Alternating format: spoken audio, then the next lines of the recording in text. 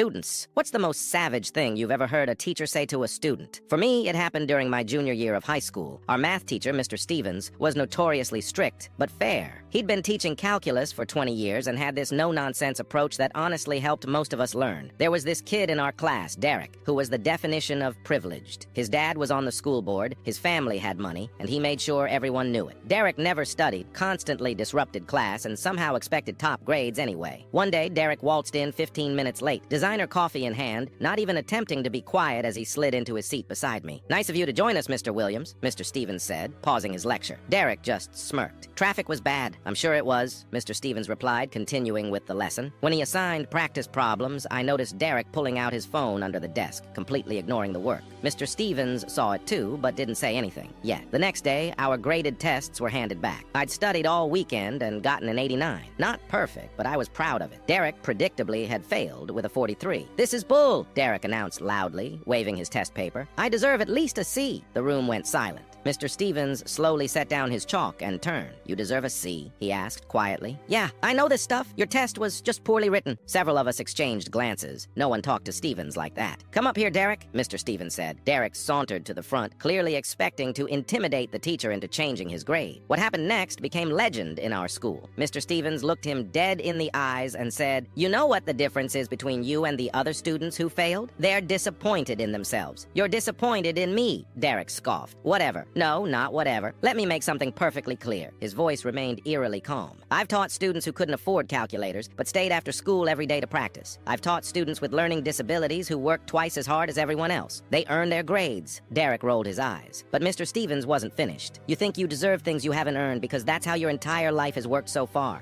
But math doesn't care who your father is. Math doesn't care about your excuses, and neither do I." The classroom was dead silent. No one even breathed. "Your father can call me, the principal, or the superintendent. It won't change the fact that you chose Instagram over studying, your phone over paying attention, and excuses over effort." Then came the line that honestly changed my perspective on life. "The saddest thing about your situation, Derek, isn't that you're failing my class. It's that you're being set up to fail at life, and that's not your fault. It's the fault of everyone who never made you earn anything." Derek's face went from angry to shocked to something I'd never seen on him before. "Shame. The good news," Mr. Stevens continued, handing Derek a different worksheet, "is that you can still choose differently starting now. This is your study guide. My door is open after school every day this week." Derek didn't say a word. He took the paper and returned to his seat. The shocking part? He showed up after school that day and the next. By the end of the semester, he was pulling a solid B. Years later, I ran into Derek at college. He was studying engineering and had a part-time job.